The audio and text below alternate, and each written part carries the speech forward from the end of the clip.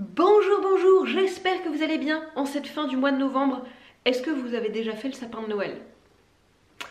Moi je suis dans un grand questionnement depuis plusieurs jours parce que en général on le fait tout début décembre, le premier week-end de décembre, c'est-à-dire demain, à l'heure où vous voyez cette vidéo. Et je n'ai toujours pas tranché la question de savoir si on rachète un sapin naturel ou non. On avait tenté le sapin en pot il y a 2 ans pour pouvoir le replanter dans notre jardin. Dans notre compost J. albus, le fameux sapin qui n'a pas survécu, je pense, au choc de température entre les 20-21 degrés de la maison et le zéro de dehors quand on a voulu le mettre en terre courant janvier. Pourtant on avait essayé une petite transition, on l'avait mis dans le garage pendant quelques jours, mais il n'a pas survécu. Et comme je n'ai pas envie d'acheter un sapin artificiel parce que je déteste ça, je me retrouve bien embêtée, sans solution pour le sapin de cette année. J'ai vu qu'ils avaient un sapin en bois chez Cultura où vous pouvez orienter un petit peu comme vous voulez les branches entre guillemets. Je ne sais pas encore si je vais opter pour cette solution parce que ça a forcément beaucoup moins de charme qu'un vrai sapin. Bref, je serais curieuse du coup de savoir ce que vous utilisez, vous, ce que vous mettez chez vous en guise de sapin. Ça m'intéresse. Nous ne sommes pas là pour parler sapin, donc je vais clore ce petit sujet ici et je vais vous laisser comme d'habitude avec les images et la voix off d'une journée dans mon assiette. Je vous embrasse bien fort et je vous dis à bientôt.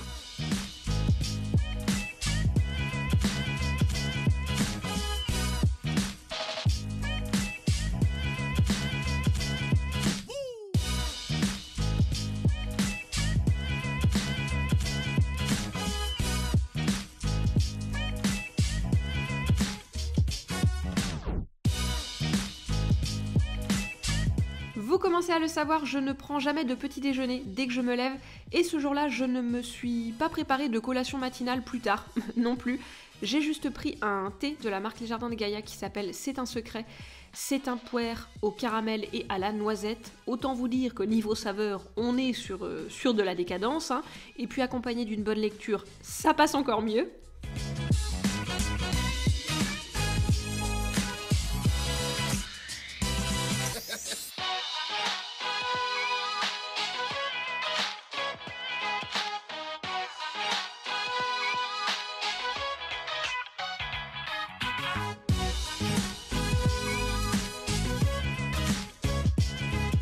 Pour le déjeuner, c'était repas vraiment simple et bien réconfortant.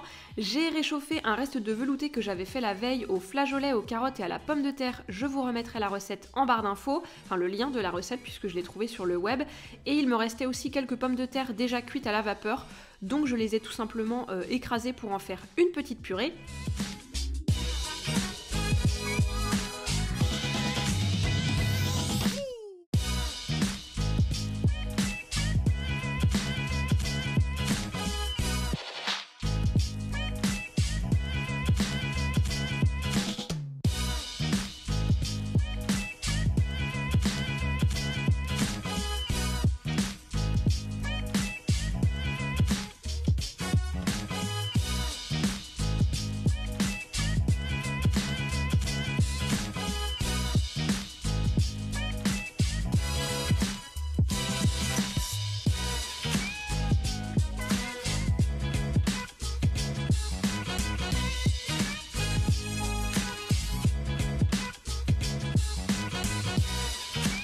À 4 heures, je me suis fait un goûter mi-fruité, mi-chocolaté, on va dire, parce qu'il ne faut jamais oublier le chocolat.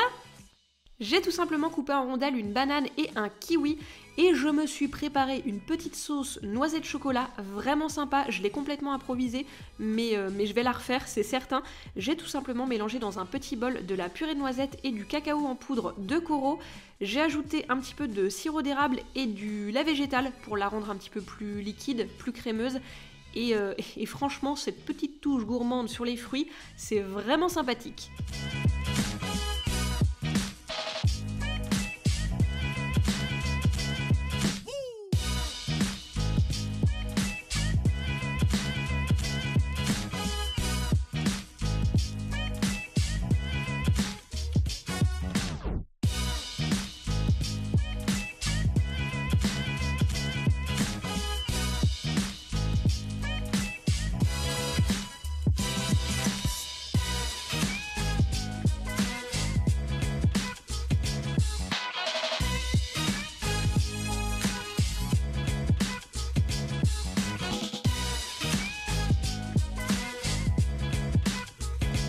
Comme j'avais des pommes qui commençaient à faire triste mine, on va dire, en fin d'après-midi, j'ai préparé un crumble pour le dessert.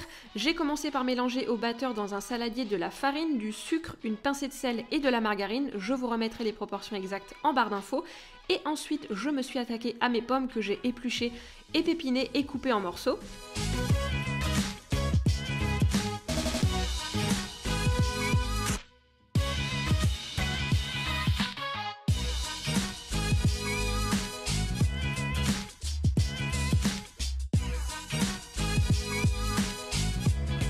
Comme on est des gros gourmands, je n'ai pas pu m'empêcher d'ajouter des pépites de chocolat sur les pommes avant de verser le crumble par-dessus et j'ai enfourné tout ça pour 30 à 40 minutes à 180 degrés.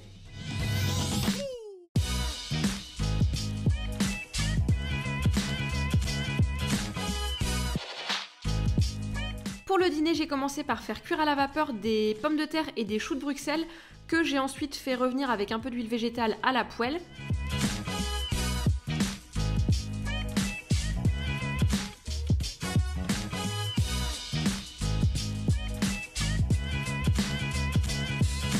J'ai découpé des grosses lamelles de tofu, là c'était le amande sésame de Typhoon que j'aime beaucoup. Et ensuite j'ai préparé une marinade, si on peut l'appeler comme ça, en mélangeant dans un bol à la fourchette de l'huile végétale, du sirop d'érable et de l'ail en poudre. J'ai trempé mes lamelles de tofu dedans et ensuite je les ai fait revenir sur feu vif pour les faire caraméliser. Alors oui, c'est très gras, très riche, tout ce que vous voulez, mais alors c'est très bon, hein. Et puis bon, dans tous les cas, on a quand même les choux de Bruxelles à côté, histoire de se donner bonne conscience. C'est pas mal.